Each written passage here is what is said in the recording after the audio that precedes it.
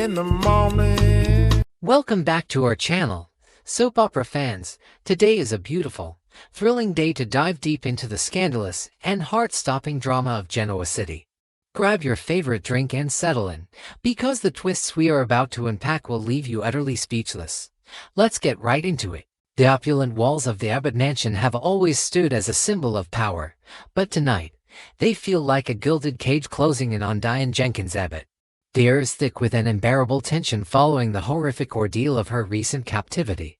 Despite the heavy police protection surrounding the state, the illusion of safety is violently shattered when a mysterious and marked package breaches the perimeter and lands in Diane's trembling hands.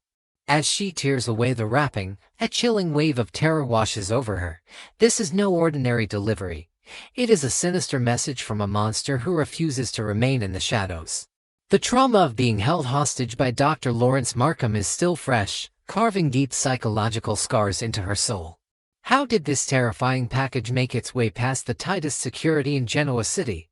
And what unspeakable horrors does it promise for the Abbott family? Driven to the brink of madness by the relentless psychological warfare, Diane makes a desperate, dangerous decision that sends shockwaves through the Abbott household. She begins searching for a ghost from her past, a name that evokes a profound sense of dread: Martin Lawrence. When Tracy Abbott catches wind of Diane's frantic inquiries, the celebrated author is instantly consumed by a fiery mixture of suspicion and horror. "Why on earth would you want to contact Martin Lawrence?" Tracy demands, her eyes narrowing with a fierce, protective glare.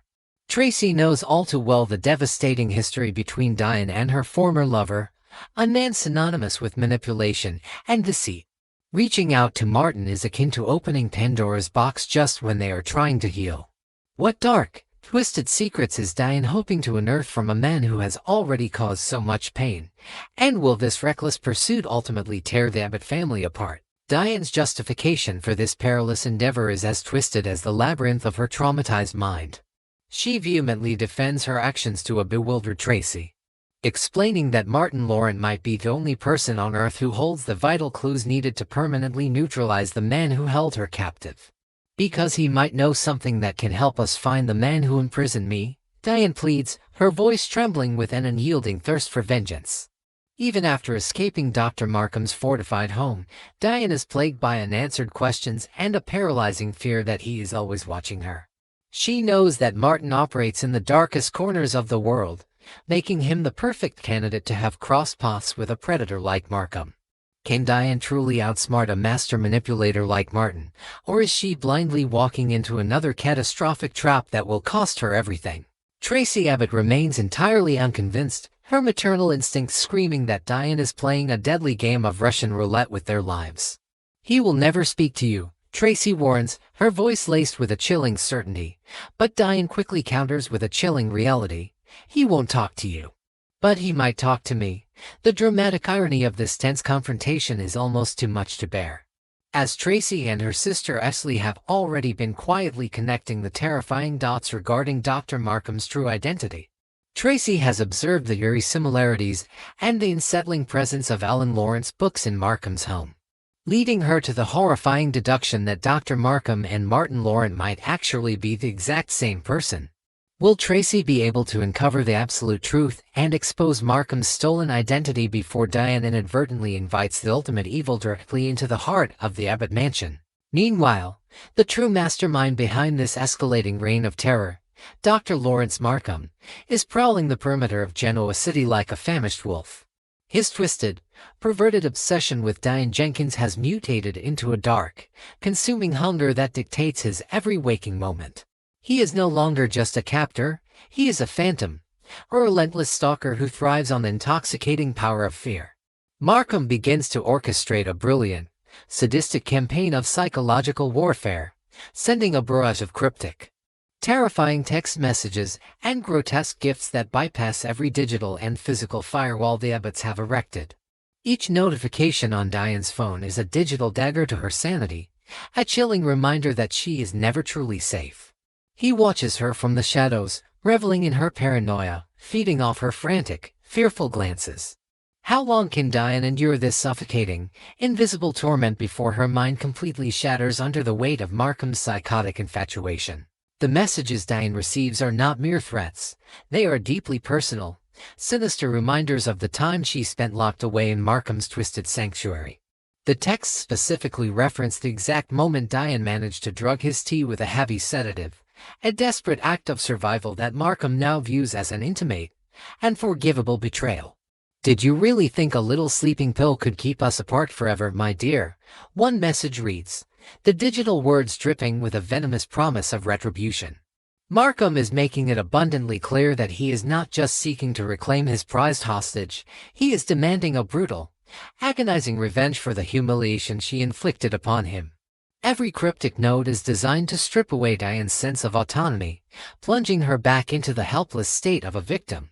Will these horrifying reminders of her trauma break Diane's spirit, or will they ignite a dormant, ferocious rage that transforms the hunted into the hunter?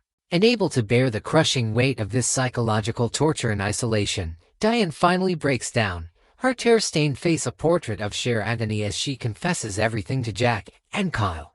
When she reveals the horrifying extent of Markham's stalking, presenting the barrage of cryptic messages and grotesque gifts, the temperature in the room plummets to absolute zero. Jack Abbott's eyes darken with a lethal, protective fury, his fists clenching so tightly his knuckles turn white, while Kyle's heart races with an explosive mixture of dread and a fierce, unyielding determination to protect his mother. The realization that Dr. Markham is now actively hunting Diane sends a shockwave of panic through the Abbott men.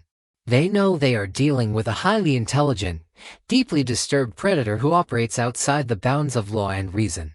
What extreme, potentially deadly measures will Jack and Kyle take to shield Diane from a monster who seemingly possesses the ability to strike at will? The situation escalates from terrifying to utterly catastrophic when the final, most devastating gift arrives at the Abbott estate. This time, it is not a cryptic note or a bizarre trinket, it is a deeply personal, cherished family item, something that could only have been obtained by physically breaching the inner sanctum of the Abbott mansion. The discovery of this item sends Diane into a state of absolute panic, her screams echoing through the grand halls as the horrifying reality sets in. Markham has been inside their home. He has walked their halls, breathed their air, and touched their belongings, all while slipping past the heavily armed police detail stationed outside. This ultimate violation of their sanctuary shatters any remaining illusion of safety, proving that Markham is an unstoppable phantom. How can the Abbott family possibly defend themselves against an adversary who can bypass every security measure with such chilling, effortless precision? Realizing that the Genoa City Police Department is completely outmatched and outmaneuvered by Markham's brilliance, Diane and Kyle forge a dangerous, high-stakes alliance. They know that cowering behind locked doors and armed guards will only prolong the inevitable. They must take the fight directly to the predator. Driven by a fierce, maternal need to protect her family and Kyle's unwavering devotion to his mother, they begin to formulate a reckless, potentially suicidal plan to lure Dr. Lawrence Markham out of the shadows. Diane refuses to be a passive victim any longer. She is determined to reclaim her power, even if it means using herself as the ultimate bait in a deadly trap. Kyle, drawing upon the ruthless corporate instincts he inherited from his father, meticulously maps out the strategy, knowing that a single miscalculation will result in absolute tragedy. Will Diane and Kyle's desperate gambit succeed in neutralizing the threat? Or are they walking blindly into a meticulously crafted counter-trap designed by a master manipulator? The preparation for the trap is a masterclass in tension and agonizing suspense.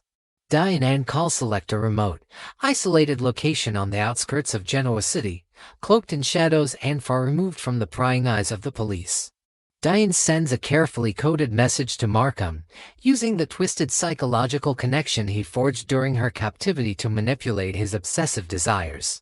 She feigns vulnerability, hinting at a twisted longing to understand the bond they shared, knowing that Markham's colossal ego will not allow him to resist the bait. Meanwhile, Kyle positions himself in the darkness, his heart hammering against his ribs as he maintains a vigilant overwatch, ready to strike the moment the monster reveals himself. The emotional toll of this plan is immense. Diane is forced to confront her deepest traumas, projecting an aura of submission while a ferocious fire burns within her soul. Can Diane maintain her fragile facade long enough to draw Markham into the open, or will her profound terror betray her before the trap is fully sprung?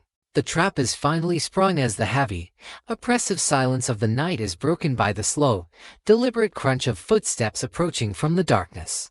Dr. Lawrence Markham steps into the dim, flickering light, his face twisted into a chilling, arrogant smile.